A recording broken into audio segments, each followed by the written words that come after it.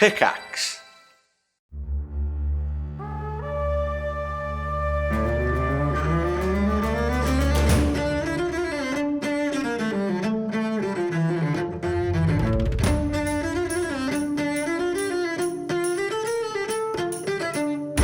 Thanks for dropping into the cast party. Join the cast and crew as they are planted from their Hollywood film set into the crazy world of Fendrea. And action!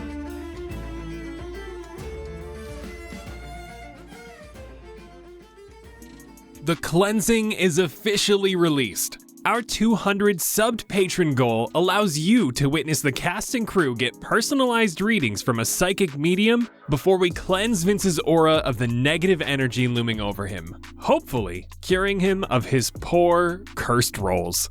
Early access for the cleansing is available for your viewing pleasure, along with ad-free episodes, behind-the-scenes exclusive hangouts, extra bonus one-shots, and so much more to all subbed patrons over at patreon.com/castparty. So what are you waiting for? For less than the price of 1 cup of coffee per month, you can join the most wholesome community over on our private Discord, receive your bonus goodies, and support your favorite D&D podcast. Or maybe you just want to show some love and still get Discord access. Be sure to join our free tier. Yes, free. And you still get to hang with us over in our Discord. So what are you doing? Hop on over. We absolutely love chatting with everyone in the Discord, and we are all very active.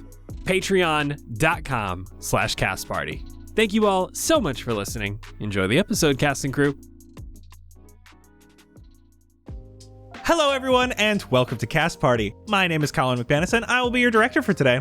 I am joined by my afloat cast and crew, Ryan McManus. Hi, Sebastian Vivaldi Greensleeves, an emo at heart musician who notices one specific thing about people when he first meets them: their fingernails. From a guitarist mindset, he always looks to see if someone might have decent fingernails for fingerpicking a guitar. He thought it might be a good way to spark conversation and maybe make new friends. Blueberry, he thought, might play guitar when they first met, but that's just because she had sharp claws at the time. When he asked her if she played guitar, she rolled her eyes and walked away. Jett, however, very clean, very trimmed, but not great for picking. Xander, he was the one to walk away after noticing his dirty nails. He was probably coming home from a trip to the desert or something, but they were rough. Anna Brisbane. Blueberry Sky, Elven Druid actress, is a certified yoga and meditation instructor, but has never actually taught a class. Ooh. Nigel Deacon. Hi friends, Xander Gucci Supreme, who has a collection of printed photos that he carries around with him nearly everywhere he goes because it's in a secret compartment of his backpack that he usually forgets about, that are all akin to the photos he's taken with all of his new friends in Fendrea. Group photos, selfies, all pictures of people he's spent good times with, sitting right there in his backpack, going through over a decade of memories. Every once in a while, he'll clean out his backpack and remember the secret pocket, and just like finding a box of mementos, sits there and remembers all the good times. If/when he gets home, he'll be sure to print out everything from Drea and then promptly forget where he put the photos once they're added to the collection. Aw, that's adorable. It's like a time capsule you always have access to. Goddamn right. And Vince Perino. Jett the Boulder Chambers, big burly heartthrob, who, when he goes out to restaurants, he is almost 100% of the time going to be picking for his salad blue cheese over ranch. Is Jett a booth or a table guy? Booth. More privacy with booths. I feel that. Let's talk about what happened last time. Xander immediately banished Desideria and Veroso. You made your next move quickly, shoving the corrupted ground ahead of you into the bag of holding as Jett prepared to stab into Desideria as she returned. He did so, carving out the gem inside her chest and retrieving it. Jett then tried to smash the gem but was unsuccessful as it pushed back with an oppressive power. Veroso did not appear in the stone prison that Blueberry had created for him. You all contemplated your choices quickly and decided to spread out across Helios to destroy the corruption, hoping to keep the city intact and floating.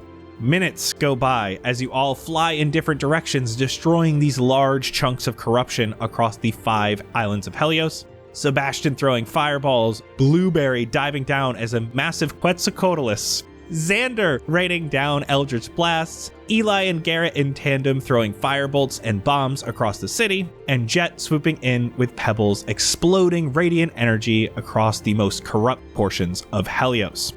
While fighting the corruption, you saw mages from the university helping, citizens destroying chunks of the earth with household objects, Kanu rushing people out of their homes, and Lorelei piloting an airship with Cloud to take mages down below Helios.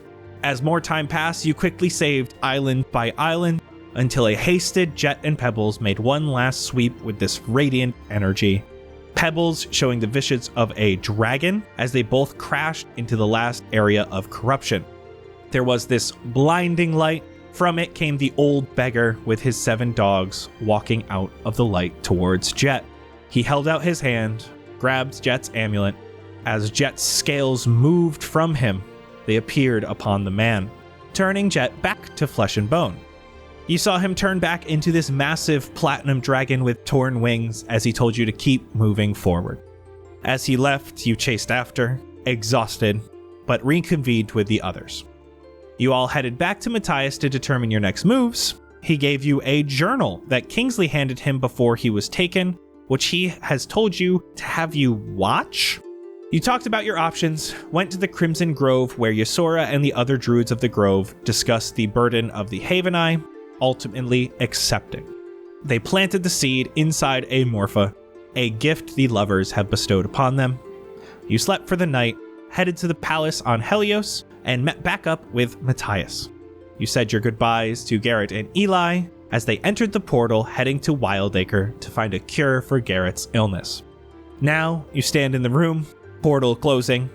Matthias takes a deep breath, takes the gem out of machine. It's quiet, calm. And so the scene is set. The question is, what will you do next? They're gone? Yes, they should be in Wildacre now. Do you know anything about that place? What I do know is it does not make a lot of sense to those who have logic in their mind. Do they have purple trees? Probably. But we have purple trees here as well, sort of, in certain places. Was it purple grass, purple sky? Something was purple. Where Adawolf is? If you're talking about purple trees you've seen, that would be my first guess. So what next? I mean, there's not a lot we can do for them now, so wish them the best. But what do we do? Your options are limited. We need to know where Kingsley is. We need a few things. Today we have the funeral in a few hours. Maybe we spend some time talking over options or watching this journal. Oh yeah, the journal. Oh yeah. Let's watch the journal. Wait, can we do that right now? Can we open it? If you think this is a safe enough place. Is there anywhere safer that we could go? No, let's do that. Let's go somewhere more private. We can go to the frat. I'm starting to like that place. Let's do that. You're able to walk across back to the upper north into Terrera Academy. And here, there's a lot of stuff happening. There's a lot of different groups of students coming back and starting to help rebuild certain parts of the academy. They have some good people here working. I think all the students are set for now. So I think we can just go ahead and find the quiet place. Matthias continues on, brings you into your old dorm. Home sweet home, right? Again? Until this one gets shot out of the sky also. I was just about to say, the last time we said that, our ship got shot out of the air, so I hope this one doesn't also get shot out of the air. Why are our homes always in the air? That's a great question. If I had a nickel for every time I was living in the sky, I'd only have 2 nickels, which is not a lot, but it's still weird that it happened twice. So you weren't abducted? I wouldn't call that my home. I was there for like an evening. It's kind of sus, I'm just saying. Let's open it up. Let's crack this thing open. Let's open this pit. Blueberry, you grab the journal, and as you open it, you see that it is Kingsley's notebook. He has been a student at 2 different universities now, first Matthias's and now Terrera Academy. As you start to flip through the pages, you start with very basic magic and quickly find yourself into things you don't understand. About how to gain new powers by studying how to control the magic around you and have it flow through your body, making it a part of you. You see all different types of magic here, including necromancy, and that typically Kingsley takes pretty sparse notes on what he's learning until you see specific lessons where he seems much more interested and writing much more down. These tend to be for spells that deal with making people see things that aren't there, making illusory items, sounds, terrains, even whole illusions that people can view. And at the bottom of one of these pages, you see he writes, like creating my own movie. You continue until you see his most recent passages change abruptly. There are lessons throughout, but you can see in between lessons Kingsley planning something. He notes a forbidden area of Terrera Academy, which has knowledge deemed too important or dangerous for the general student base. Kingsley had this whole plan on getting into this forbidden area and searching for answers about his heritage, where he came from. There's this whole plan laid out about using illusions to distract guards, having to steal a key but just at the right time so that he can slip in and slip out. The next page looks to be a copy of something, an in-depth spell. The page was written by multiple different individuals, none of which match Kingsley's handwriting. This page is filled with runes, symbols. It's all rather complex. As you're looking at this, why don't you roll me Arcana? Everybody who is looking and Xander can roll with advantage. Ooh, I know how to read. natural 20 -1. 19. 15. 6. Attaboy. Sounds about right. Xander and Blueberry, as you're looking at it, reading a lot about these pages, it's so hard to understand because it is a bunch of spells you don't know. The gist of what you get from this is all about blood. As you're looking at it, it's information about what blood can hold, that blood can hold images of the past. If your blood is particularly magically inclined, it can show memories of your blood before you were born. Blood relations, the connections between parents and child, you can see all that through blood. Damn. Is anyone else picking up that this feels like your blood is like a historical record of you and family and... Yeah. Man, this just sounds like somebody has a thing for blood is all to me. I'm so curious how this potentially relates to his mom and aunt mom. I mean, if Kingsley is able to 23andMe a way into finding out his lineage through magic, like, come on, he should know, right? Imagine who else could be linked to that bloodline. What do you mean, who else? It's just more curiosity. It's not like, I'm just wondering who else could possibly be related to gods, you know? Was Kingsley much of a playboy? What? No. Like, did he enjoy the pleasures of the flesh, if you know what I'm saying? He did things that he enjoyed. He lived life to his fullest. So he could have kids out there. I have heard Maynard has been very sweet to all the other students here. What does that have to do with anything? He has a specific charm to him. Oh, he needs to get tested. I didn't know Maynard was looking into this, but that's very interesting. Would this have been something that he would learn at your school or up here? Neither. Sick. Independent study. From what it looks like he found this from a restricted area. This was not supposed to be well known. Who wrote all this? Scholars of the past, I've never seen this before. Is it pasted in from like another book or like? It almost looks like Kingsley used some sort of magic to do a charcoal transfer. Interesting. Which is why you can see that it's multiple different handwritings and none of it's Kingsley's. Okay. I mean, I guess I can't blame him for wanting to know where he came from. And if this is what magic led him to, it makes sense, right? Is there a development of this if we keep turning the pages? The next page, empty. The page after simply says, Alana's wake. Isn't that like when you die? Could also be like a wave, though. Yeah, like your wake of destruction. You're just leaving chaos behind you. Like ripples? Leave it in my wake. The things that Alana have caused. Or she's dead. Fingers crossed. Flip.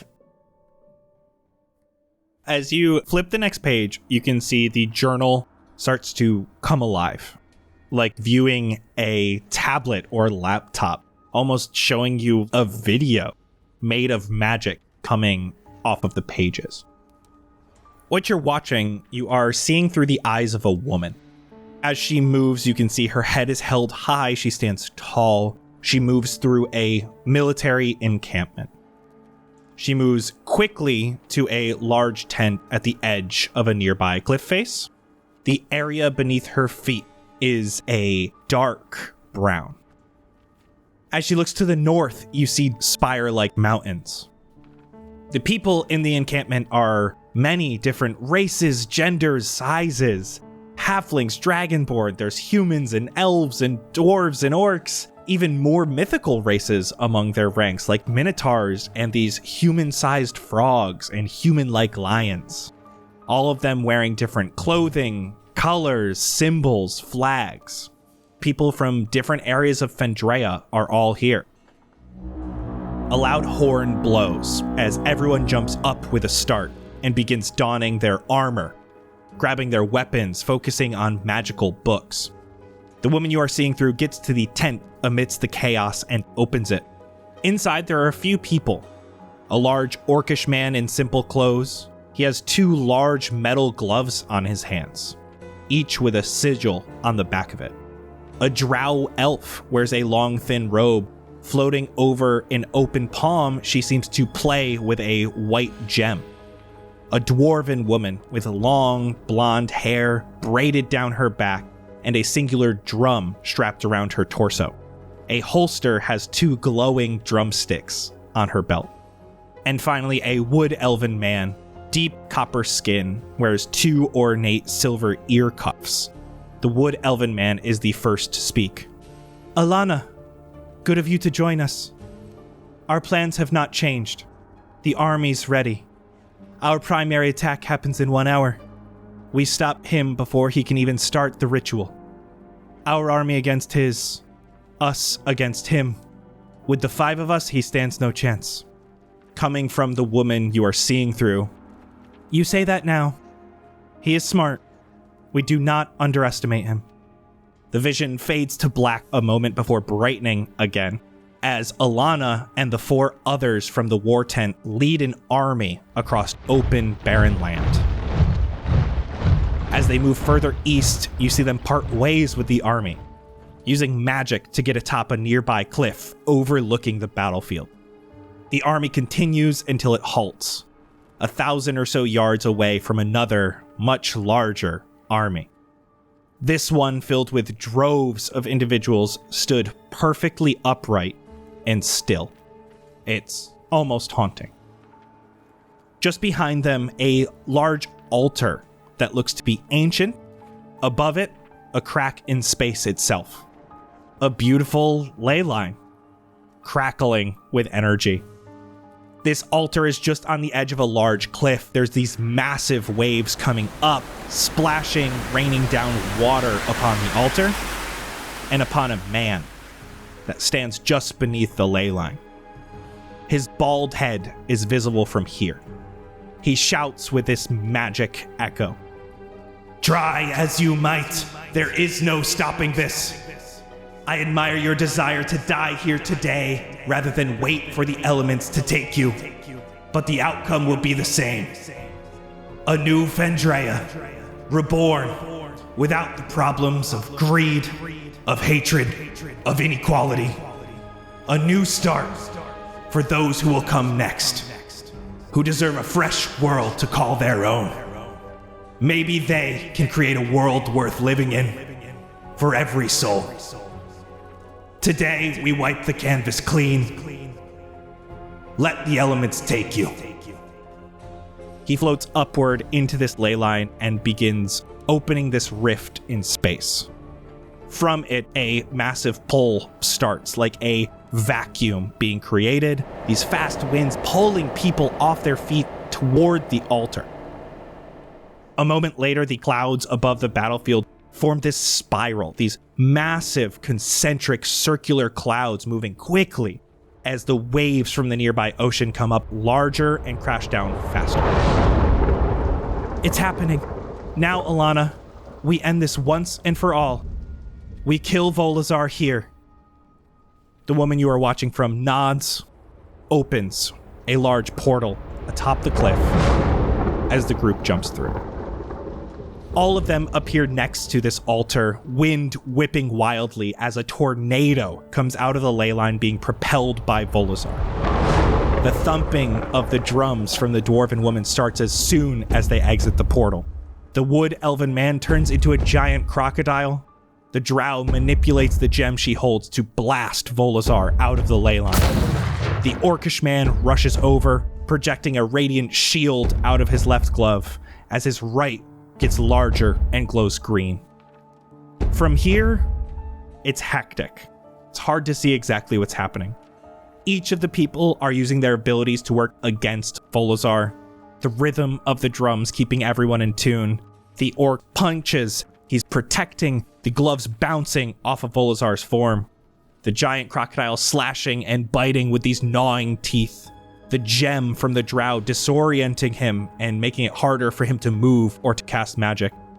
Then Alana, whose eyes you're watching through, throwing whips of flame, blasts of fire, wave after wave of heat being thrown at Volazar, though he persists. The magic he wields is incredible. He's able to fizzle magic that comes at him, able to redirect it at those who can't dodge it in time, blasting them out of the air. He's able to stun and exhaust the orcish man. While stunned, you see him make his hand ethereal and grab at the orcish man's insides and squeeze.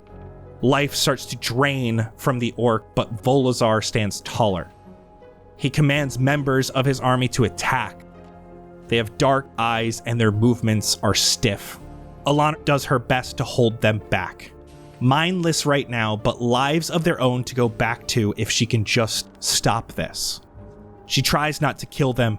She erects a wall of fire to deter them, but they run right through it, burning themselves in the process.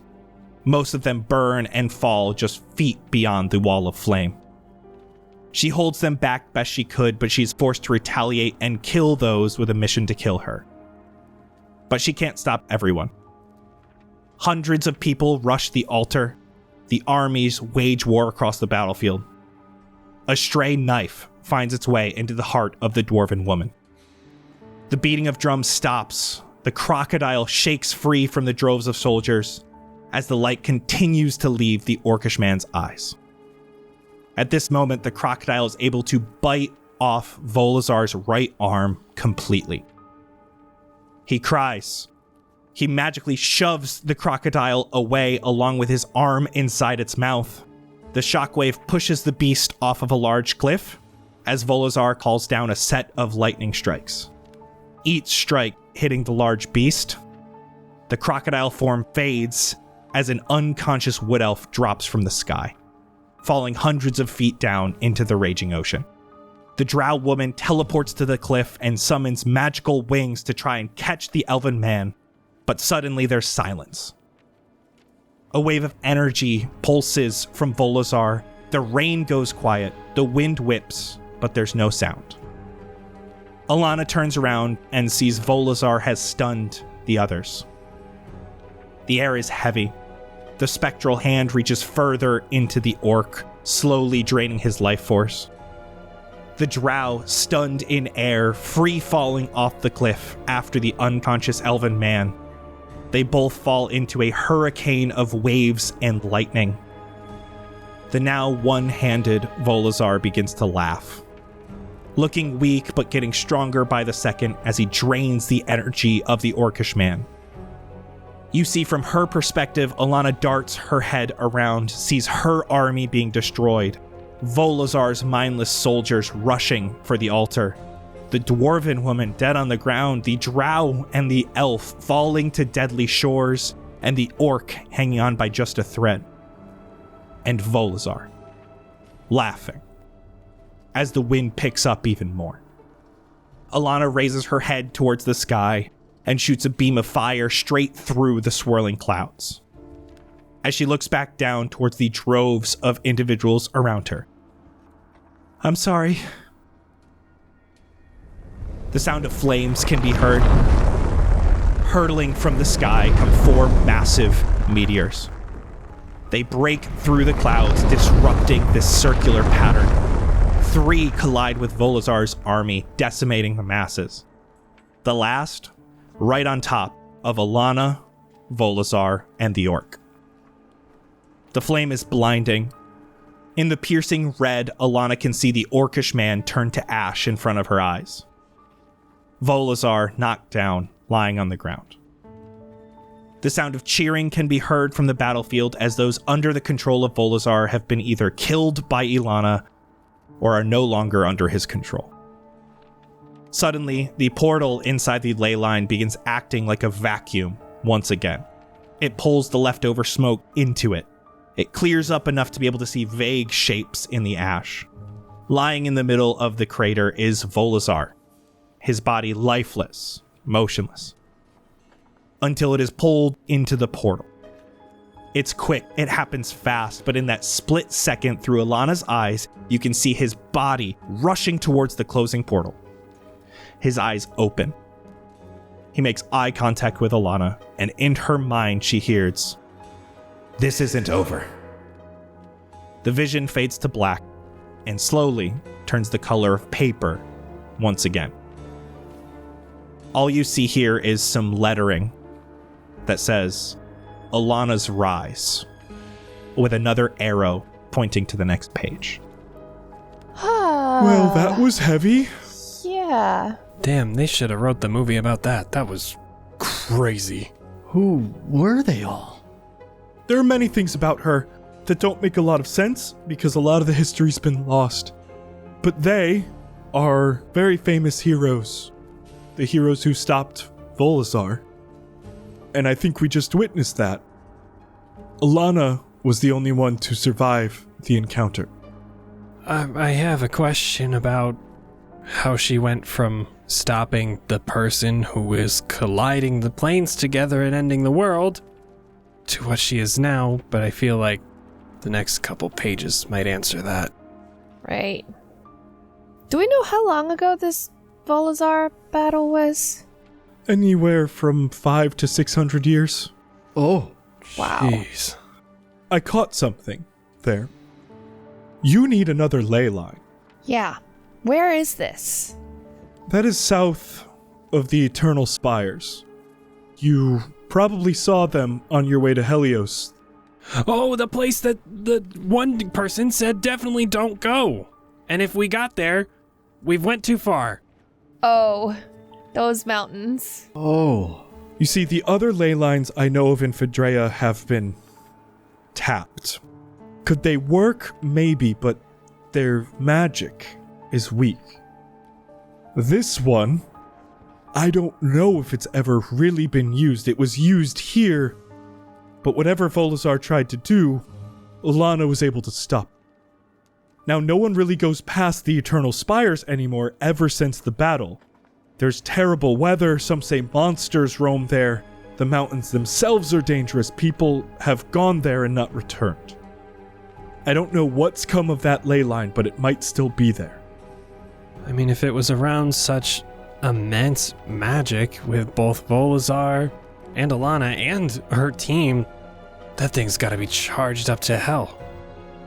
It looks like there's more from Maynard, but why don't we leave that for a little bit? I actually have some things for you, and I'm surprised to see how relevant that is right now. Oh. We have some time before the funeral, and you will want to see these. Whatever happened to those gauntlets? Did they turn into ash too? Those are cool looking. I think those are gone. Bummer. Imagine Jett with those. He could bust through the whole mountain himself. That'd be so sick. I don't want to see Jett bust. Chill. I don't think my hands are big enough. Maybe they're like the Hulk hands that you get when you're a little kid. It doesn't really matter how little your hands are going in. They're just a set size when they're in there. Oh, I would look so brolic. That's what I'm saying. Brolic? Brolic? No, he's a bro, because we're big and muscly. Yeah, but Brolic's not a word. Bro, lick these nuts. Xander's gonna Eldritch Blast Sebastian 3 times in the face. Listen, let's get out of here. We just have to head back to the palace. I have something I need to show you. Lead the way, Captain. Matthias takes you back to the Starweaver Palace and takes you deeper into the palace, to the room where you had met Erky. He opens the door and you can see his workshop has been overturned, absolutely demolished. There looks to be no magic items here whatsoever. Everything has been taken, and there is blood in this room. Erky lost his life when Veroso took over. I'm not sure when it happened. Must have been just after Akeen and after sending you all away. One thing he did do before he was killed was keep one thing very secret. Matthias opens a door here that leads to a small storage room. Things taken off the shelves, boxes opened and empty. He walks over to a nearby crate. Its top already on the ground and partially broken. It's completely empty. Anything that was in it has been taken out. Matthias goes to this crate and lifts out its false bottom, revealing a hole in the ground with a ladder. Matthias gets into the crate and starts down the ladder. It only goes for about 10 feet or so before he's standing in a small hallway. You can come down. Okay. Climb on in. Erky was extremely smart. He put a protection spell along the entirety of the storage room, but didn't include the ladder or the access hatch. If anyone was looking for things using magic, it's all they would find. They'd assume that's all the storage room had. Hiding things from people looking for magic means you need to not use magic to disguise them. And here's where it becomes really interesting. And right at the end of this hallway, you see a door that he points to. It's not just a door, it's a door to another plane. Something small, good for concealing things. Except, even the strongest of magic can't tell it's there. It just feels like a normal door. I still have no idea how he did it. Matthias opens the door and walks into a large circular room. It's dim in here, but illuminates as you all walk in. Inside the room, there are 5 alcoves in the wall, each one with a statue of a person. People you've all just seen in Kingsley's vision. These are the heroes we just saw. Those who stopped Volazar. They aren't gods, they weren't doing it for the fame or gold. They wanted to save Fendrea, keep it as it is with all its flaws intact. These Starweavers collected things that belonged to them, including some of the artifacts which helped defeat Volazar. The Starweavers kept them hidden. They've been collecting dust for decades. The Starweavers always said that once Fendrea was in danger once again, these artifacts would be used by those worthy of them, and I believe that time is now. If Alana has Zen, and Volazar is still out there in some capacity, and if they're working together, I don't know how much time we have. I don't know how much time Fendrea has. As there are no Starweavers left to bestow these upon you, I will do the honors.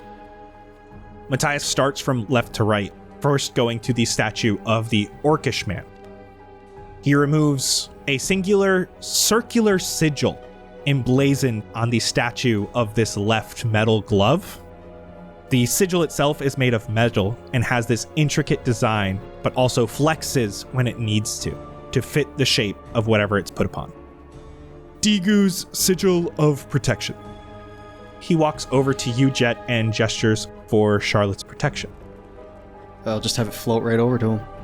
You can see he places it on the front of Charlotte's protection.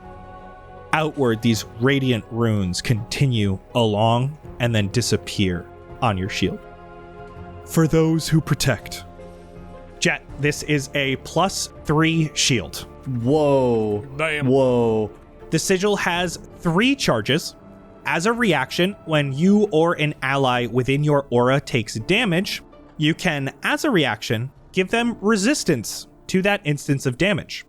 So they'll take half of the damage from that source. These will reset upon a long rest. Whoa. Once per long rest, if you are hit by a melee attack from an attacker, you can use your reaction to expel your lay on hands pool as a radiant blast. Jesus, dude. You choose how many points you expend. The target makes a con save. If it fails, it will take all of the damage and half on a success. Oh my god. Additionally, if Jett takes damage that would reduce him to 0 hit points, before falling unconscious, he can choose to shatter the sigil, unleashing a shockwave of radiant energy. Any creature he chooses within a 20-foot radius makes a con save or takes 10d10 radiant damage. Half on a success. This also brings Jett back to 1 HP, but the sigil is destroyed in the process. Wow. Matthias moves over to the next statue, the Drow Woman. Even now, this wide and flat gem floats above the statue's hand. It's white in color, but at times kind of looks like a prism. Changes depending on how you're looking at it. He grabs it. It floats in his hand. Veldrin's Lens of the Unknown. He walks to you, Xander, looking at your camera, and it seems to float in front of your camera lens and spin. For those who seek truth. This is a +3 spellcasting focus. When you cast a single target spell, you can choose to target an additional creature with the same spell as long as they're within range. The spell normally has to target one creature. So you wouldn't be able to do this with Hunger of Hadar. It has to be a single target spell. This ability resets upon a short rest. Yes. Let's go. Once per long rest, you can use the lens to cast Scrying without a spell slot. Hell yeah. Ooh. Once per long rest, you can spend 1 minute of time to harness energy from the world around you. In doing so, you regain 1 spell slot. That's sick. Additionally, your Eldritch Blasts now do a D12 for damage instead of a D10. Oh my Jesus god. Christ. Oh my god, man. Next, Matthias passes the statue of Alana and heads to the statue of the Wood Elf. He reaches upward with a mage hand to grab and take down the silver ear cuffs that were upon this statue. Marith's Cuffs of the Beast. He walks over to you, Blueberry. For those who seek balance. Blueberry, while wearing these, this is a +3 spellcasting focus, as well as this gives +3 to hit and damage while wild-shaped. Yes. While wearing these, your AC while in wild shape can never be below a 16. Oh, damn. Ooh. While in wild shape, you can cast Misty Step without expending a spell slot. You can do this 3 times per long rest. Oh my god. Damn. Additionally, your wisdom is increased by 4. Ooh, What? This can exceed the normal cap of 20. Excuse me? Excuse Oh my god. That's so sick. My wisdom's 24? What? Bruh. Oh my god. Do you guys realize how hard of fights we're about to have? Do you realize how hard I am right now?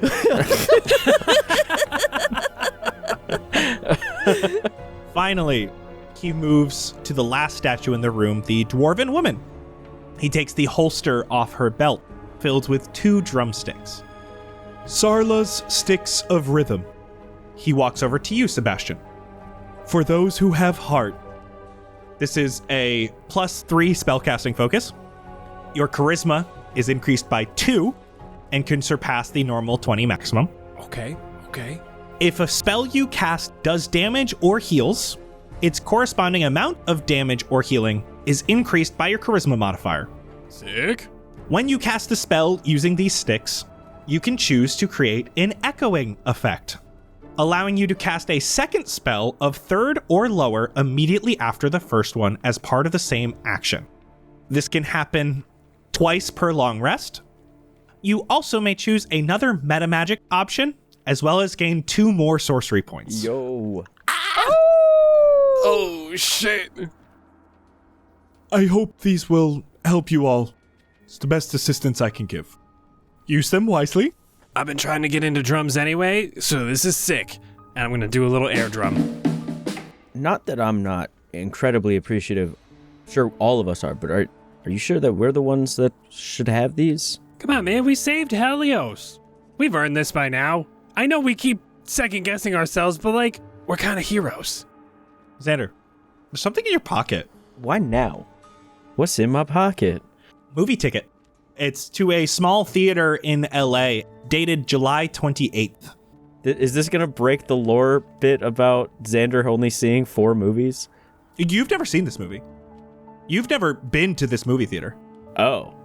Also, this is dated July 28th. You guys left in June. Oh, I thought you liked the gem. You look distraught now, Xander. I'm just confused. Not about the gem. Gem's dope. I'm ready to start blasting. I'm just telling you that right now. But this is weird. Usually I'm like, my pocket gifts are not, they're usually like something that reminds me of something else. But this one is kind of different, you know?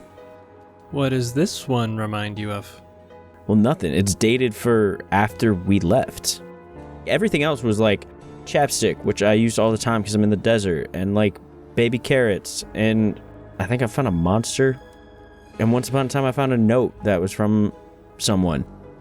Those were all things that I had already experienced, but this one's new. How long have we been here? Do we know? Like about 2 months. Is that what day it is? July 28th? Maybe we have a solidified date now. You never told us about a note. I was like, when we first got here. What have you found since then? Do you think that maybe just like the ley lines that his pants are starting to lose their magical effect the more they're used? Xander, if you use chapstick, then who uses lip balm? Maybe these are... I told you guys about my sister, right? Like I told you about that? Maybe these are tied to her. But I haven't talked to her in so many years now, so like I don't know if this is a movie she'd even like. Do you think, kind of like how Jett was able to get another voicemail when we kind of boomeranged close to home? Do you think that messed with your pockets? And just swap portals? I guess. Literally anything is possible at this point, because like we deal with literal magic right now, but maybe. I didn't know you had a sister. Why is she in LA and you didn't introduce me? Is she in LA? I don't know. Xander is now pretty quiet. I don't know if this is the right time to tell you guys about that whole situation. Let's wait for like a road trip or something. I mean, whenever you're feeling up to it, buddy, you know we're always going to listen. Our road trips are pretty quick. Maybe whenever we have some time alone in dorms again. We can just have story time. All right, well, we can do that later, depending on what we decide to do, but we have a little bit of time before the funeral starts. Maybe we should see the rest of the journal? It's as good a place as any. Let's watch Alana's Rise. As you open again to the page that says Alana's Rise, an illusion starts the same way. As the page comes to life, you are again in the eyes of Alana. You see her red hair falling down in front of her as she walks among crowds of people. She looks to be in a city, one you don't recognize. She walks through crowded streets. There are banners and flags with her face on them. She waves sometimes awkwardly to those adoring of her. There are screams of thank yous and we love yous. Then there's shouting of Savior, Savior. Even just watching the vision, you can see Alana darts her eyes away from anyone calling her Savior. She closes them. The vision goes dark. And as they reopen, she's now rifling away in a place you do recognize, but barely. The Arcanum base in Auchendoth. Much before it was the Arcanums, it was Volazar's, where he opened the portal to the plane of Earth. She finds old notes of his, a statue of himself carved into the wall. She breathes deeply as her emotions start to boil, but she quells them. Eventually, she finds a book that Volazar had written in, a book on the deities of the realms. There are notes on some of the deities, but most notes are taken on the section for Shar, goddess of darkness and night. Volazar wrote in this book, drew her symbol over and over again, a dark black disc with a purple border, the same one that Sebastian saw so often at Valentine's. Eventually, he wrote in the book, "Grant me audience," in dark lettering, like a shadow upon the page. Below it is written, "You will fail. Come to me upon your deathbed." Alana slams the book in anger, takes a deep breath. Before she returns to the book, she herself combs through reading each and every one of the pages, until she lands upon Mistra. She reads for some time. She then ignites a flame atop the tip of her finger and places it underneath her eye, scorching her. She places the flame 3 places, burning marks into her skin in the shape of a triangle underneath her right eye. She looks one last time at the book, opens a fiery portal, and steps through. The vision is quicker now. Alana finds Mistra in her temple, 100-foot tall, 3 black dots beneath her right eye. Mistra in plain clothes, barefoot. It's just this instant arguing between them. Alana's temper rages, but she quells it. She explains the danger Fendrea is in and that this won't stop at Fendrea, it will happen to all planes. There's tension for a moment, but Mistra eventually bows. Mistra puts Alana up in her own room in her temple. Alana awakens the next day and scratches a mark upon the wall. She goes to Mistra. They train for some time. Mistra leaves, and Alana trains the rest of her day on her own. The next day, Alana awakens, scratches a mark upon the wall, trains with Mistra, trains alone, goes to sleep. Mark after mark fills the wall until the next wall begins.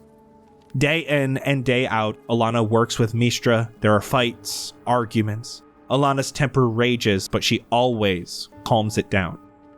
As Alana becomes more powerful, she begins trying to look into the ether every night, searching for Volazar. More marks upon the walls. Now they lead outside of her room and down the hallway. One day she awakens and puts another mark upon the wall. At this point, there are tens, maybe 100 of thousands of marks.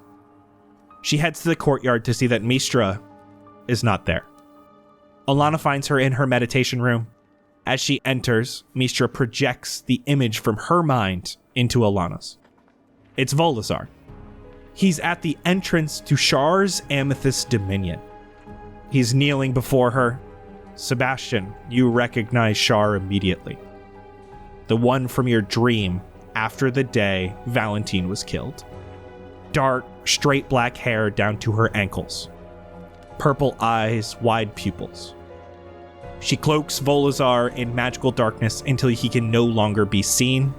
The darkness fades as he stands up, looking no different on the outside. He looks deep into her eyes as he shakes the stump upon where his right arm used to be. As he does, a translucent purple arm comes from the stump. It bends at the elbow as normal, but instead of coming to a hand, it comes to a wide crescent blade. The vision fades. Alana, exasperated, demands it happens now. And Mistra nods. You see that Mistra teleports the both of them to the frozen cavern, the same cavern beneath the Evergem that you all have been in. Mistra, again, plain robes, barefoot, these 3 dots beneath her eye, overlooks Alana in this moment. She pulls out a ball of energy and forms it around Alana. But this time you're all seeing it. A mass of color rhythmically pulsing, this pure magical energy. Alana kneels down as the energy engulfs her entirely. You can hear Alana's screams of pain as her eyesight falters. Mid-scream, you see smoke come from her mouth that all but disappears in this sphere of energy until there's a loud shockwave. Mistra's blown back as Alana breathes heavily. Standing next to her, Kianopa, in the same robes as Alana. Dark black hair, they look so similar yet carry themselves so differently. You can feel the confusion on Kianopa's face as she grips her temples. From Alana's perspective, you see her hair is a bit more red. It moves on its own as she speaks. What are you?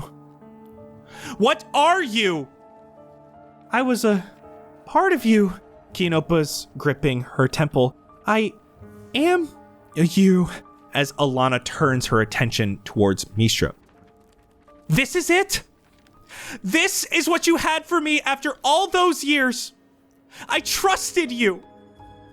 As Alana lifts her arm up, this lightning shoots into the ceiling, carving out a sword of ice that falls and strikes Mistra in the heart. Alana breathes heavily, smoke coming from her mouth with each breath. What did you do? She was helping us. We could have used her. What is wrong with you? She failed me, just as you have. You are the failed part of me. You're the reason this didn't work. I am strong enough without you. You are what was holding me back. Wait, don't be so rash. You can't do this alone. But as Kianopa speaks, Alana swings around and slaps her. She turns, opens a fiery portal, and enters through it. Once again, the page fades to black. This time, revealing no new words from the journal. Okay. I forgot about the splitting personality stuff. That was the only part I remembered. I remembered something from that. Who was the hot alt girl? Long hair from the book? Shar, goddess of darkness and night. Oh, I've seen her before. You've seen her? Where did you see her? Did I not tell you about this? This was one of your dreams. You didn't tell me about this one? This one was after. She came to watch one of my shows. And then left. You had a dream about you said something about darkness? Darkness and death, yeah. And death, yeah. How did you have a good dream about that? No, yeah, that tracks for Sebastian. That seems like his type. I thought I was just finding my soulmate, but here we are. She wasn't there to harm me. I was playing with Valentine. This was the night after we killed him. And then I may have shot him on stage in my dream. And then everyone in the crowd started screaming and running away, and I was just there playing my music, and she was in the crowd, and she stood up, and then she kind of just walked out. So it's as if she had some sort of control in your dream. Or she was just seeing who killed someone so strong that worshipped her. You've never seen her in any other of your dreams, correct?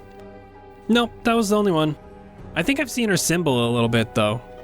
What do you know about her, Matthias? Anything else? Not much. She doesn't like to meddle with mortals all that much, unless she can benefit. She enjoys chaos as well. No, she sounds great. Oh, God.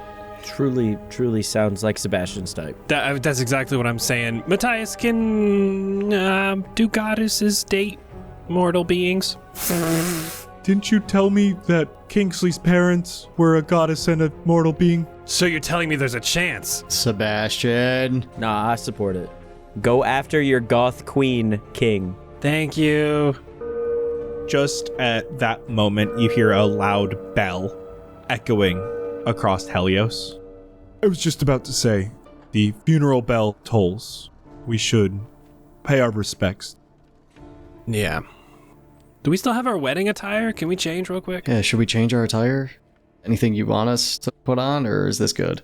That is your choice. I expect most people to be in their normal clothing. Normal clothing it is. Matthias takes you up and out of the palace and over to the public gardens.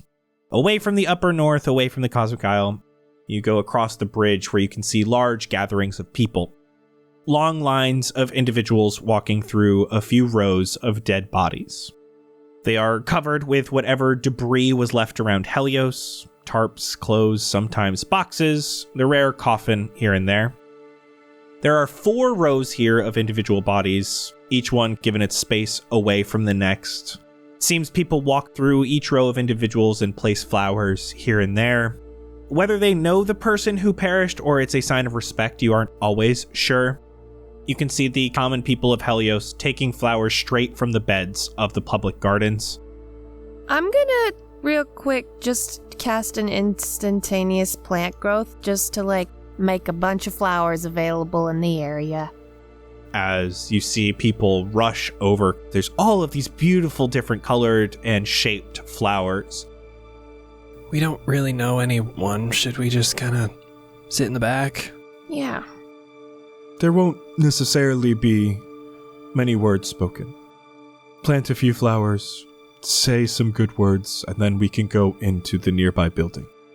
Matthias starts picking up a few of these flowers that Blueberry had created and starts following the lines of people. As you're walking, it looks like there's between 30 and 50 individuals here. And then just past these rows of people, there is a pile of magistrate guards. Some people still go over and place flowers atop the corpses. Others walk over and kick dirt in their direction. Most everyone is respectful of the bodies lined up and given their own space. And you can see Matthias leading you, lay some flowers down here and there, maybe a place that doesn't have as many. Stops at one smaller body beneath a tarp that he puts a hand on the ankle, adds an extra few flowers. Erky gave his life. He's among the dead. As he puts an extra flower down. Snake your way through a few of these rows until you get to the end. Matthias ushers you over to a nearby enclosed courtyard.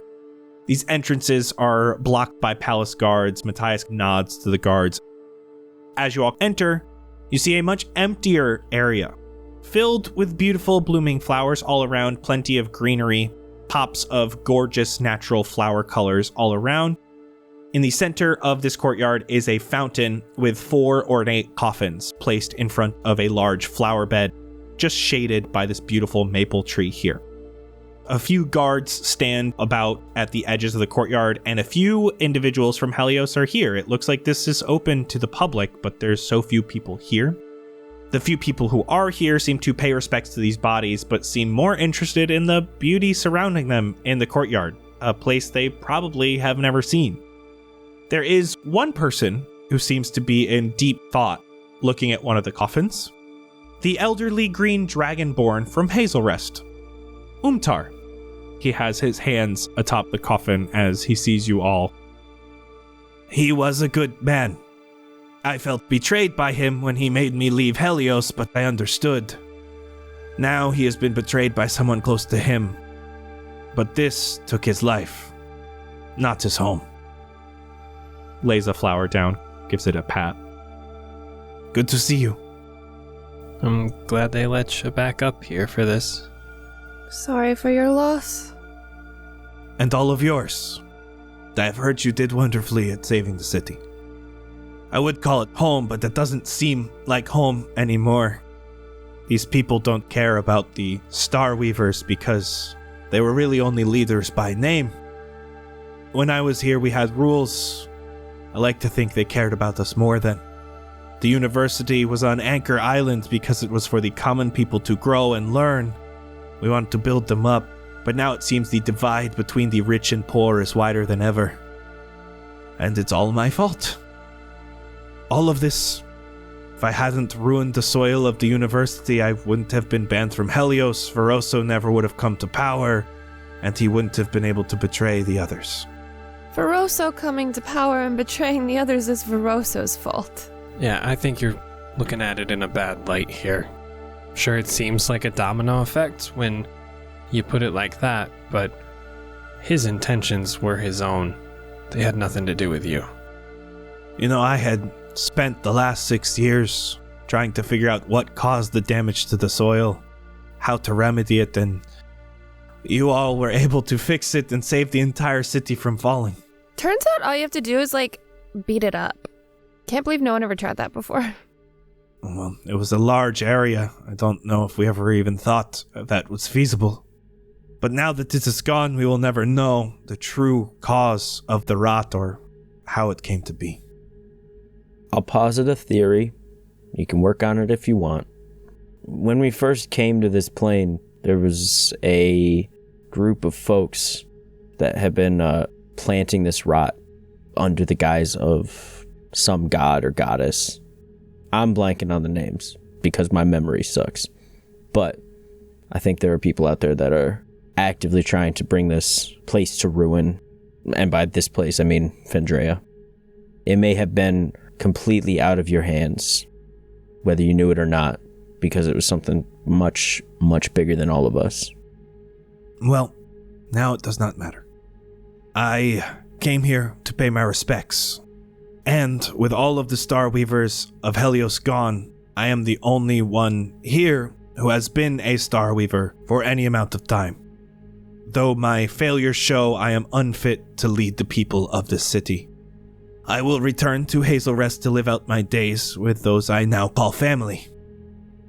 And he walks over to Matthias. Matthias of Faramore. With what little power I hold in this city, I now call you Starweaver. Whoa. I run a university, and that's about it, and that's currently under magistrate control. I don't know if I can run a whole city. From Dean to Star Weaver. God damn, Matthias, that's so good. You deserve it. Congrats, man. I am here to pay my respects, but also in search of you all.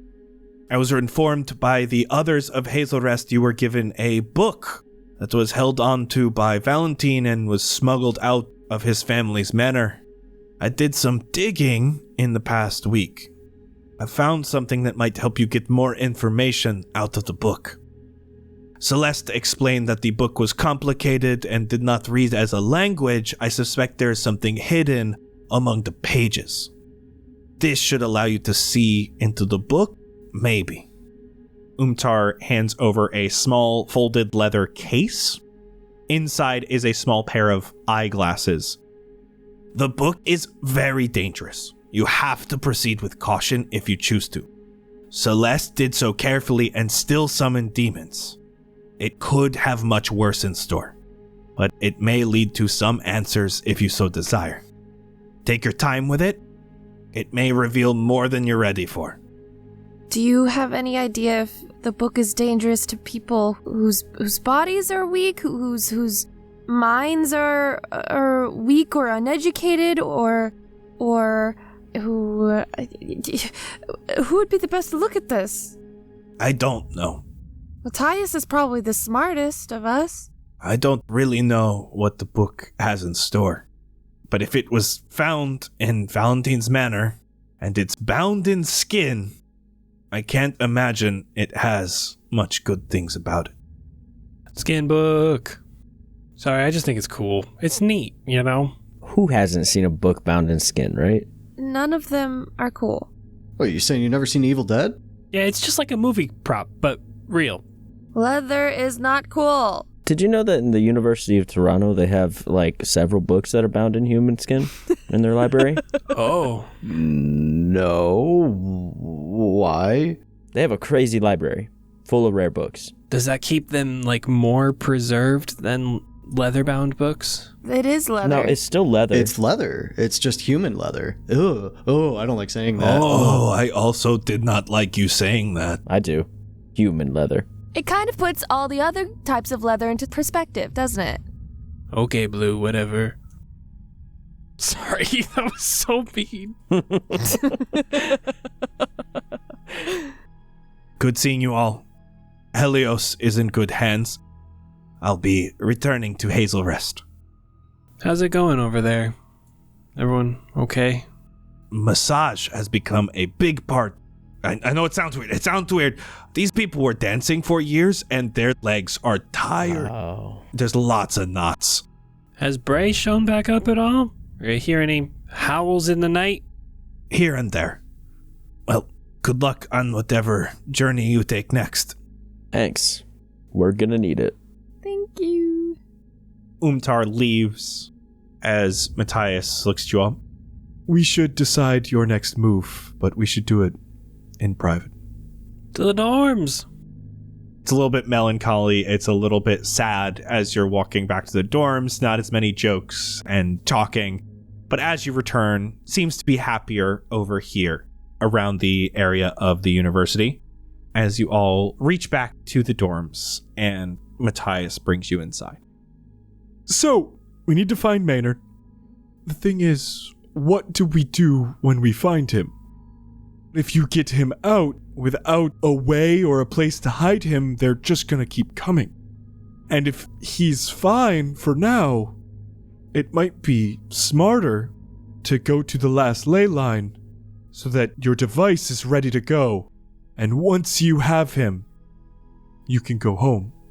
True. Then we could just grab him. We wouldn't even have to fight, and we can just press go. How do we know that he's going to be safe that entire time, though? We can keep checking up on him. I don't think Alana's gonna kill him. At least yet. That's her son, nephew. But all that to say, I think that is a good idea. If we run in on the assumption that Alana's not going to hurt Kingsley Maynard Zen, King Manzin, if we're running off of that, I think you're right. We should get that contingency plan ready. Let's get the ley line. Unless we know of a type of object that can, like, shield someone from being spied on or tracked or something. What if we put him in the bag? Yes, throw him in with the skin book. Genius. He'd love it. I just don't know the best plan. And without knowing Alana's intentions, because they don't seem to add up right now, if she was looking for Zen to kill him, and has been looking for Zen for as many years after she killed Kinopa, why did she not kill him here? We just don't know. Well, let's try to scry on him right now. If we can look, we can at least figure out where he is. If Xander can pop a little look-see. And if we can take an airship, we can easily go through the mountains. Right, Matthias? Starweaver Matthias? Unless the wind elemental thing is going on down there, an airship might be a really bad idea. If you want to go to Alana's Wake, is what it's often called. Oh. Via the ground, dangerous. Via the skies, dangerous. Using magic to get there, unpredictable and dangerous. If you want an airship, you can have one. Can we take Claude? I don't see why not. Can we put a tree on it that's big enough for us to walk through? That is a more hard request than just getting Claude. You just need a big enough pot with soil. Jett can lift it. Look at him. That we'll have to talk about. I definitely can't do that out of thin air. Does a mast count as a tree if we, like, tape some leaves to it? Oh. I don't think so. You could put some vines on it. Because it used to be a tree. Is that your plan? To go to Alana's Wake, the ley line that's still there, via airship? Be like a day on the ship, right? Probably. But then we don't have to walk up a mountain.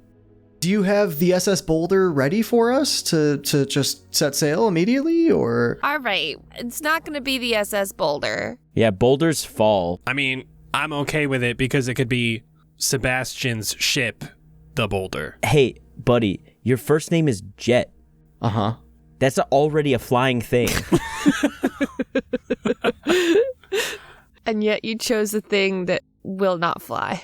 That will actively fall. Plummet to the ground. You're dooming us. Yeah, exactly. All right, glad we're all on the same page. Give me a few hours to procure an airship that is not needed and find Claude and get all that set up, and we can have you gone before dusk tonight, and you can sleep on the airship tonight on your way to the Eternal Spires. Can you tell your people to just, like, bring a bunch of extra hay on there and just, like, put it in a corner? Just, like, kind of make it into a bed for me? And like a big plot of dirt? With a tree in it? Do you guys not understand that you can't actually just put a bunch of weight onto something that floats? Hay will be fine. I don't know about the dirt. We could try. Matthias heads out. He gives you an idea. It's going to be about a few hours before the airship will be ready. Okay. So Alana's wake, it's like crater because of the meteors. That was so cool. Do you think we'll be able to summon some meteors? I hope we never see any meteors while we live here. Yeah, you saw what that did. I don't think we want to be able to do something like that. I disagree. If it gives us the advantage against her, Exactly. What if we need to? That's so destructive. To her? we'll just do it in the same crater. That's devastation. All right, we heard that, like, monsters live in the crater area, and I'm all for protecting our local cryptids, but, like, if it's full of things that are trying to kill us, and she's there for some reason, like, I'm not saying we drop meteors on anywhere where people live, but, like, if we were already where the craters are and we found a way to drop a meteor, I'm not saying we shouldn't do it. Listen, that's something that when it comes time, if we were able to do something like that, we would talk about it. But as of right now, we can't. So, I don't know if there would be time to talk about it, you know? Because, like, if it's like, oh, you can now summon a meteor and drop it on this lady that's actively trying to kill you, I'd be like, okay, I'm going to do that. Not in the heat of battle. I'm not going to talk about it. I'm just going to drop the meteor. I would do the same, Xander. Thank you. I do understand, Jett, the morality of the whole situation, but you gotta make snap decisions sometimes. And if that means dropping a meteor on someone, I'll do it. right. But, like, we don't have the option to do that right now. So, you know. As far as you know. Right now. Hey, man, I'm feeling a lot better than I did yesterday. You don't know what I can do. No meteors. Wait, you can't tell me what to do, Mr. Sir. If I want to drop a meteor, I'm going to drop a meteor. We could talk about it more on the SS Boulder, okay? We're not putting any words on that boat. Probably already has a name. Yeah, the SS Boulder. If anything, it should be like the SS Frederick. We can call it the SS Fred Mora for all our Fred. No, you got it. That's it. That's all you need. Fred Morbles. Fred Morbles. The SS Fred Morbles. What about Fred Morbleszy? Fred Morblesy. Where's the Zazy coming from? What the fuck just happened? Daisy. I have something too. Oh, Daisy. Fred. Day for Mora. Day for Morbles. Day for Morbles. Morbsy. The SS options. I feel like that's the one that makes sense. Listen, there. we're so close to just like Ted Mosby. We should just SS How I Met Your Mother. Fred Moralsby. Ooh, that's a good fake name if we have to talk to anybody ever. Someone write that down. Yeah, Moralsby. That doesn't sound made up at all. All right. Everybody, we should at least gear up mentally. We should gear up for like what we might see. I put on the ear cuffs. Okay, Blue's ready. That's the type of energy I'm trying to see. Blue's ready to drop a meteor is all I'm saying. No. I'm ready to save some lives. By dropping a meteor. No. Anyway, we might run into some crazy shit out there, right? We've already run into some crazy shit, but like imagine trying to fight that sea cow. It's only getting worse. Get your vanishing fingers ready. What does that mean? Vanishing fingers? You know when you point at things and they disappear? Oh, yeah. Oh. Yeah, it sounded like a weird pickup line, Blue. Check out my vanishing fingers. You'd love them later. Shit. Oh my god. Sorry. I'm so sorry. Don't say sorry to us. Say sorry to Blueberry. I'm saying Nigel is saying sorry to everyone here.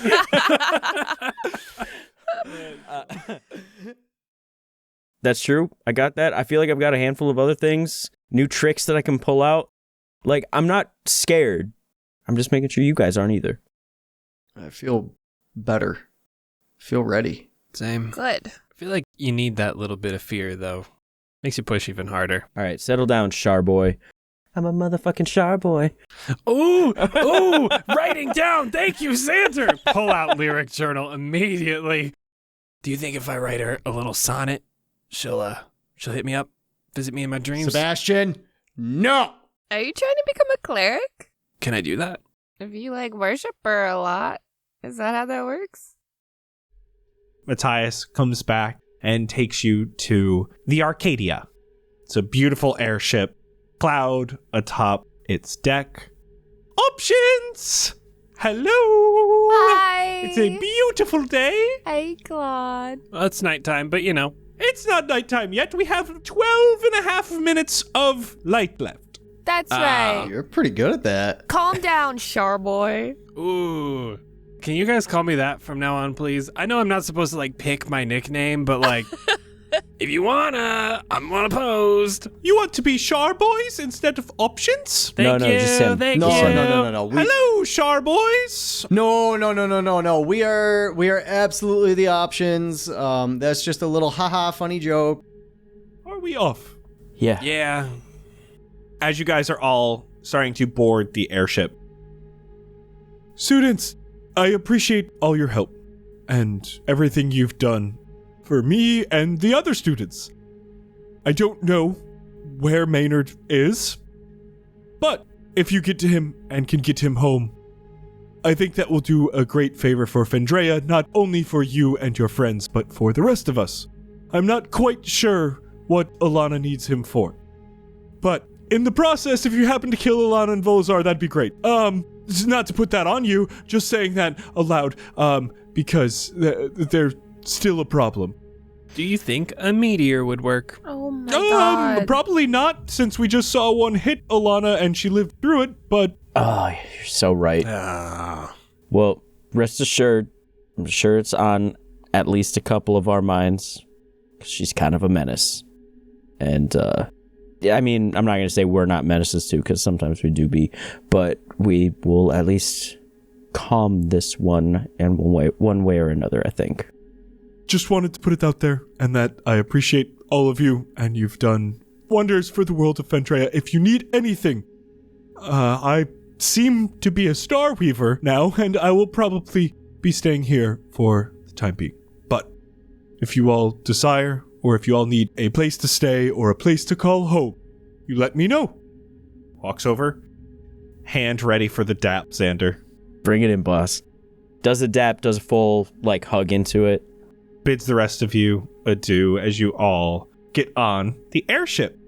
The Arcadia, or the SS Boulder, or the Freds, I forget already. Fred Moralsby. You all get on the airship. There's a huge thing of hay for Pebbles, but not much else. When I get onto the boat with Pebbles, she just runs so fast. I fall off it and she just goes straight to that hay pile and does the typical dog, starts to make a bed out of it, but spends 5 minutes just going in a circle. The rest of you get on. You feel a little bit of a thump as Pebbles lays down and gets comfortable. Claude takes the airship up into the sky and you start heading southeast towards the Eternal Spires.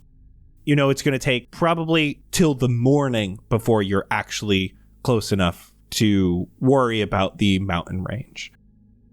Let's scry before bed. Oh, good call. Do you know how to do it?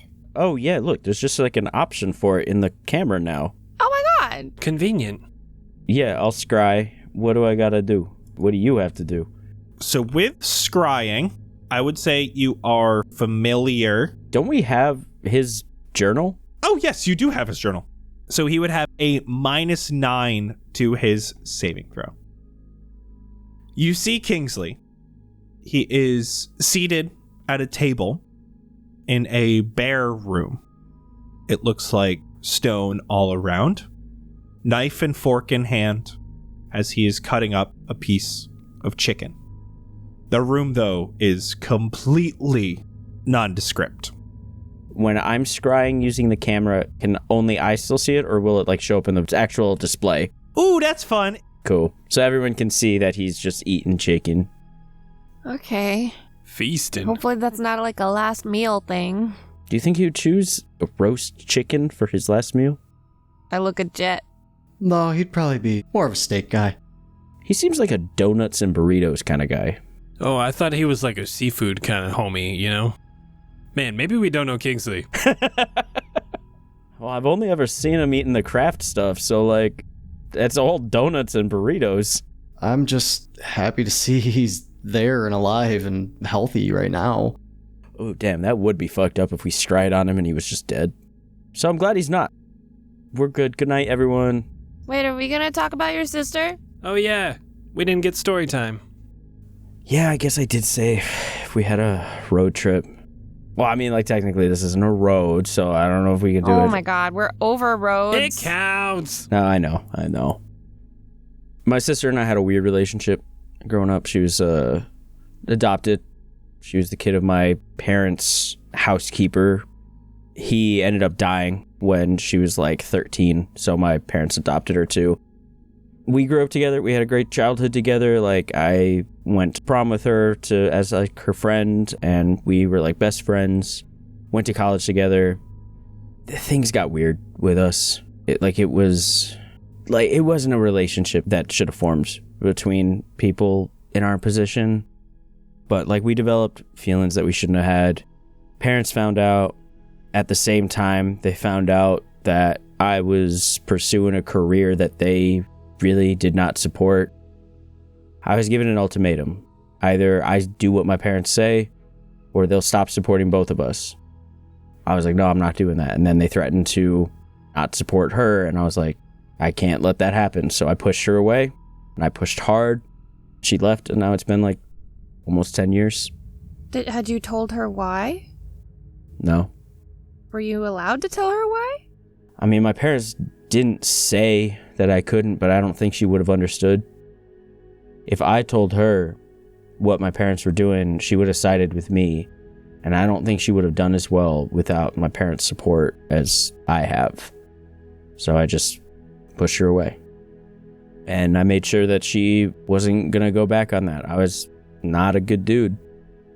But in the end, you were looking out for her. It's just sad that she doesn't know that. Yeah. She doesn't know now, but maybe there's an opportunity in the future where you do run into her, or you do in some way get to contact her. Maybe then you could let her know. Have you kept up with her on social media? Even if you're not, like, following, obviously, but, like, does she have public profiles? Stalking that Insta? Nah, the way that she left made it pretty clear that I shouldn't try and follow up. So I've given her space. I haven't talked to my parents in just as long. So I'm just out here. Is she still part of your top friends on MySpace, or no? Oh my god, Jett. Xander, do you think that she's in LA looking for you? Is that why you got a ticket? A movie ticket, I should specify with you. I don't think so. Knowing her for as long as I did, that doesn't feel like something she'd do. I mean, I hope she's good. I hope that if she saw the news, she didn't think, like, good. If she did come find you, would you at least tell her what you did? Or would you even accept that friendship? I mean, it's been almost 10 years. I'd let her back into my life immediately. But I don't think I could tell her what really happened. I know my parents loved her, and I know that she loved them. And I don't want to drive a wedge between that if it's still good, you know? Yeah, that makes sense. After all of that happened, shortly after that was when I also got abducted. I know that you guys are still pretty hazy on believing me on that, but things got different after that. That was a pretty traumatic 12 months. I went in Alex, I came out Xander. I'm different than I was back then, but I still have to think a lot about what happened. Rest assured that, I've spent a lot of time working on this. I think I'm in an okay place about it. Even if it still hurts, I at least recognize what's happened and how I should be dealing with it. Yeah. I'm sorry your parents did that to you. That's fucked up. Are we all products of our parents' misfortunes, right? Yeah. But hey, that whole mess led me to right here with you guys. We're doing some really amazing, really crazy, just straight up insane nonsense tomorrow. And we have been for the last month, so I don't want to say I'd do it all over again, but I'm kind of glad of where I've ended up because of it. But maybe that's just me. I kind of like this crazy stuff. Everything happens for a reason, right? Well, we potentially have a pretty long day ahead of us tomorrow. Maybe we should get some rest, let Claude do his thing. Yeah. Try to get the best rest we can. Yeah. We'll see everyone in the morning. Nomura is currently just pulling on one of Pebble's ears. Jett's gonna go sleep out with Pebbles, and he'll just go and try to shoo away Nomura and go under Pebbles' wing and just kind of pull it over him. And then Nomura starts pulling on your ear. And for just this night, it just lets it happen. I am waiting up until everyone goes to bed. The rest of you enter where normally there was like the master suite, the only bed in the old airship. This one looks like it's got 6 to 10 bunks in this room. Everyone kind of gets something to sleep on instead of one person in the bed, some people on the couches. So Blueberry and Xander, I'm assuming you're sleeping in one of those. Jett is out with Pebbles. Sebastian. After walking in and seeing the bunk bed situation and Jett sleeping on hay, I'm going to go over to one of the little hangout tables, sit in the chair, kick my feet up, hearing Jett snore. I'm just waiting for that cue. And the second the snore goes off, do a little pop collar on the jacket, and I'm casting Dream on Jett. What? Oh my god.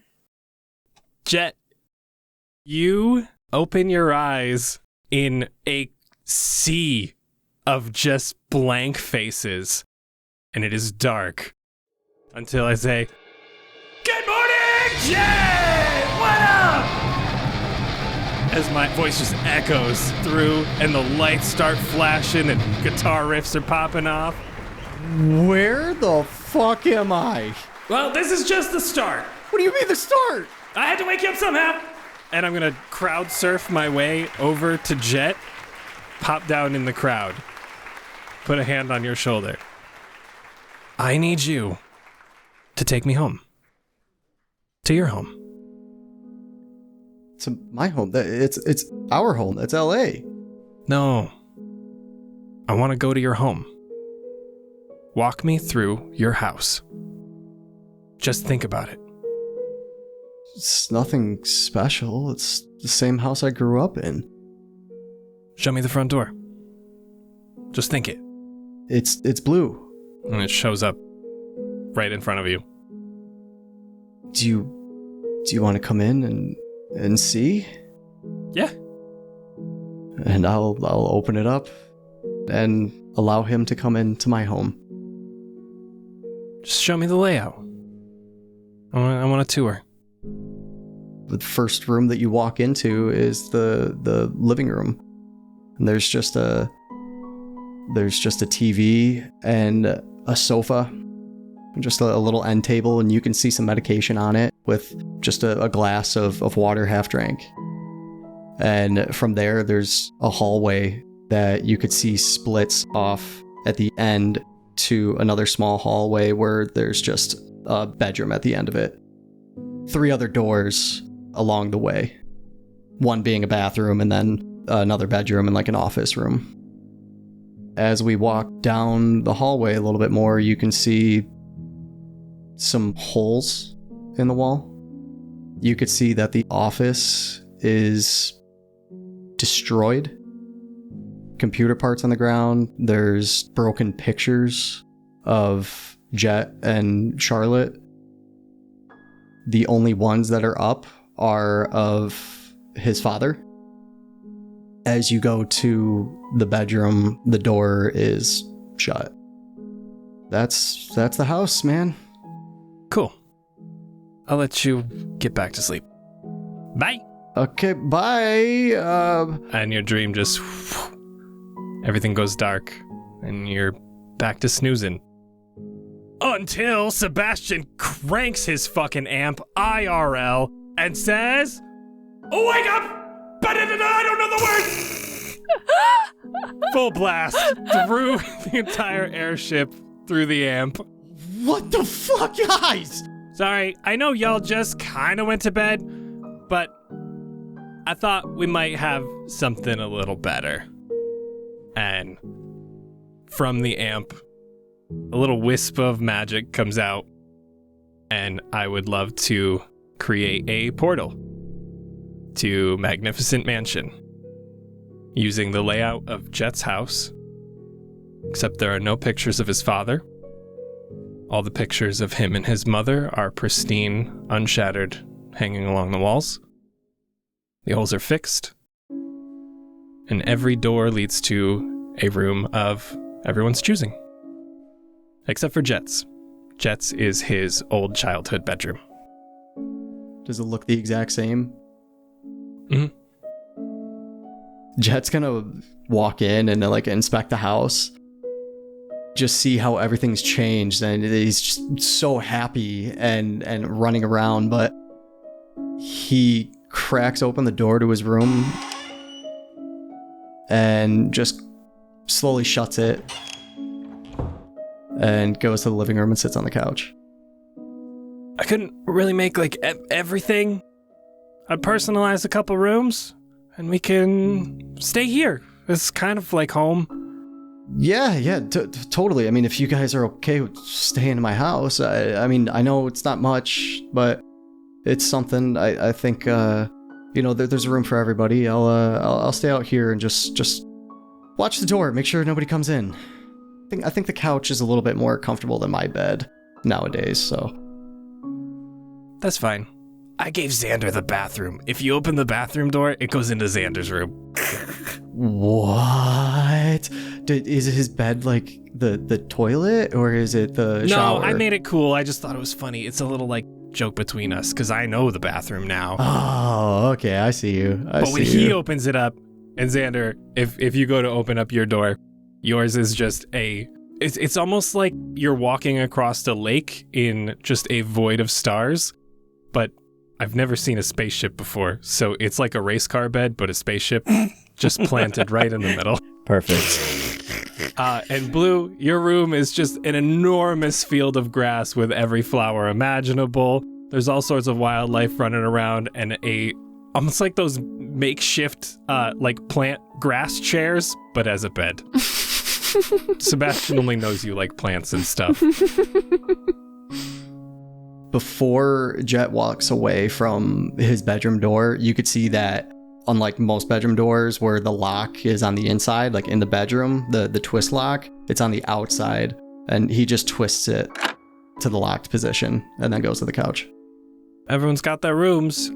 There's also people here, by the way, and they're like almost like your home nurses, Jett, for your mom. There's just about a dozen walking around offering everyone food and water.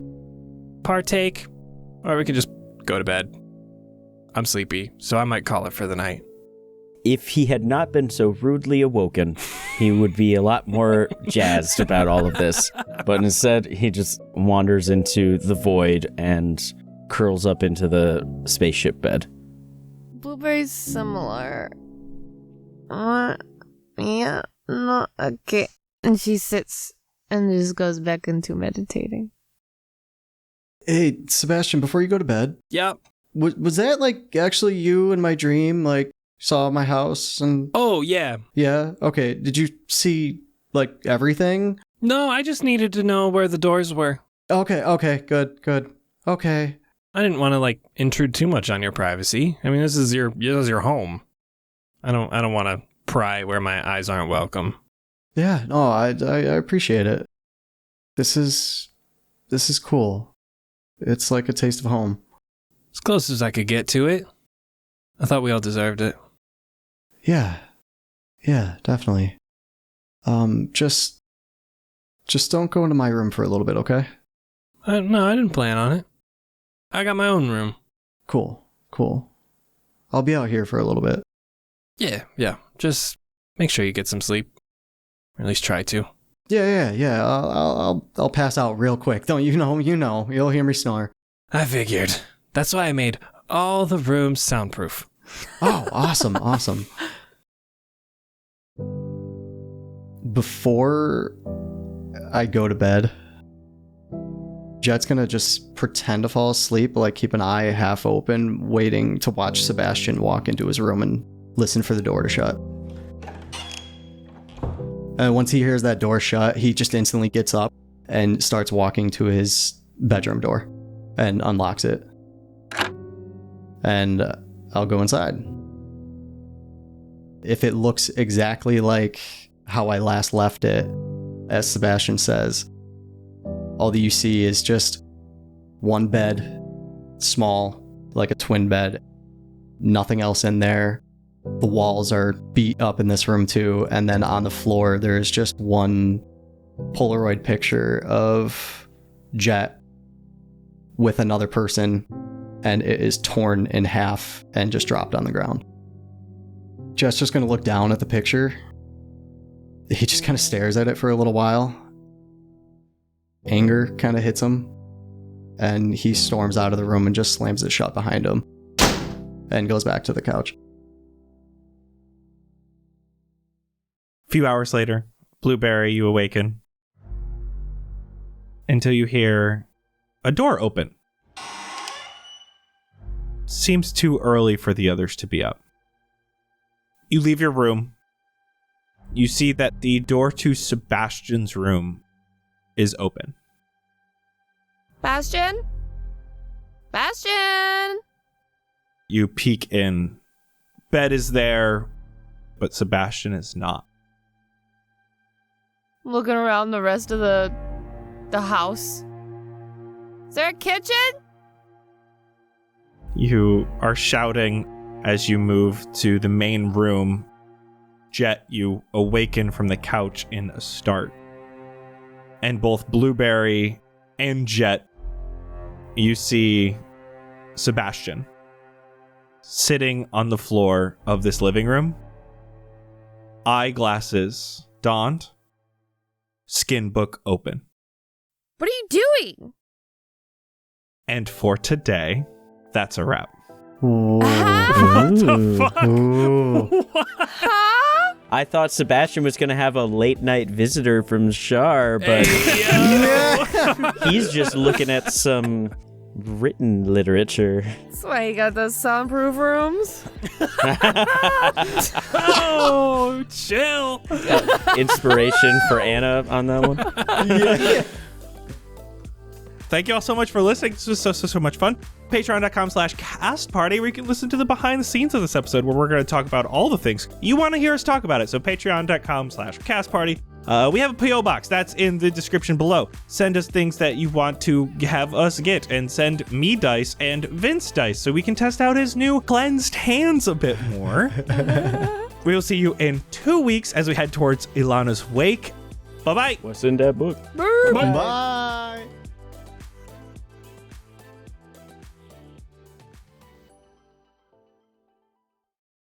What a bit of bop. You could beat him all. Uh-oh.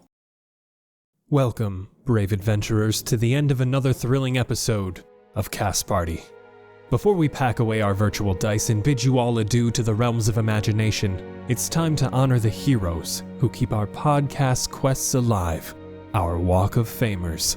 First, a shout out to Bobby, the bard of our tales, whose charisma knows no bounds. Mason, the master of magic, weaving spells of support around us all. Dubward, the dungeon designer, of course crafting unexpected twists and turns in our journey. Sainty Love, the cleric of kindness, healing our podcast with their unwavering support. Eric 5, the enchanter of entertainment, who casts a spell of joy upon our adventures. Polyamorous Swirl, whose diversity of support is as vast as the plains of Fendrea themselves. Forerunner, the pathfinder through this labyrinth, always one step ahead. Frankie, the rogue of laughter, stealing smiles at every turn. Heather, the healer of humor, ensuring our party's laughter never wanes. Isuik, the illusionist of amusement, enchanting us with their presence. Jeski Fire, the fire sorceress, igniting our passion for our storytelling. Jesse, the stalwart warrior, defending our realm with unwavering loyalty. Jin, the genie of generosity, granting our wishes for a better tomorrow. Lexi, our lore keeper, chronicling our adventures. Miharu, the magician of mirth, conjuring laughter from the very air itself. Njork, our enigma of encouragement, with their support transcending all boundaries. Opti, the oracle of optimization, guiding us to be the best possible podcast that we can. Red Mafia Panda, the panda of perilous puns, who Jett absolutely hates. Bass Drop, our bard of bass lines, orchestrating epic scores for our adventures. And Ebab Flow, the keeper of the river, guiding us smoothly and sailing into the horizon. To each of you, our patrons, we raise a tankard in your honor. Your unwavering support keeps our quest alive, and we can't thank you enough. Until next time, farewell.